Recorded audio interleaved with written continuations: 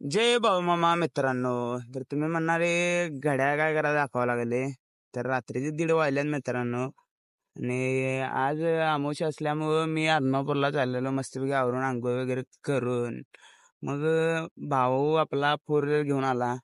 Four wheeler घेऊन आल्यावर सगळे मित्रमंडळी फोर व्हीलरमध्ये बसलाव आणि निघाला आदमापूरच्या दिशेने. कारण की आज अमावस्या होती आणि आम्हाला जायचं होतं आरतीला. त्यामुळे आम्ही रात्री 1:30 वाजता निघाला लागला आदमापूरला. जाताना गारगोटीत बघा, गारगोटी कशी सामसूम आहे आपली. मग काय पोचला आपल्या आदमापुरात. आदमापुरात रात्रीची 2 वाजताची गर्दी आहे बघा आपल्या पुलाखाली.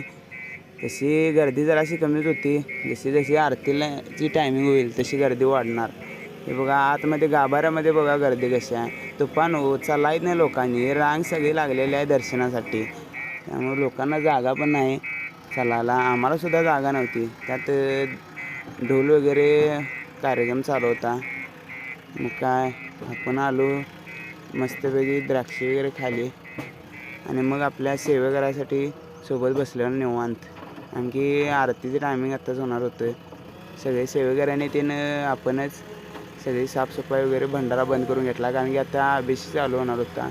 त्यानंतर आरतीसाठी लोक पब्लिक बघा केवढं गोळा झालेला आहे. तुम्ही बघू शकताय एवढ्या मामाच्या गाभाऱ्यामध्ये सगळीकडे एवढीच गर्दी आहे मित्रांनो.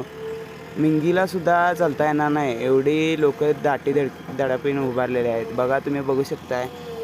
आरती झाल्यानंतर बघा कशी एकामेकाला ढकला राहिल्यात बघा. कुठेतरी यासनी जायचं असल्या तिथे एरोप्लेन तटले हो त्यांचे म्हणून जायचं असल्या घेत. सेवेकऱ्याने बघा बॅरिकेड कसं दाबून धरले. तिकडं आरती वगैरे करून आम्ही निघालो घराकडे जायला. कारण की पोरांनी कामालासुद्धा जायचं होते. त्यामुळं मी मस्तपैकी आरती करून निघालो घराकडे. मग आता आपल्या गारगोटीत म्हटली नाश्ता करायचा. मग आपल्या गारगोटीत थांबला.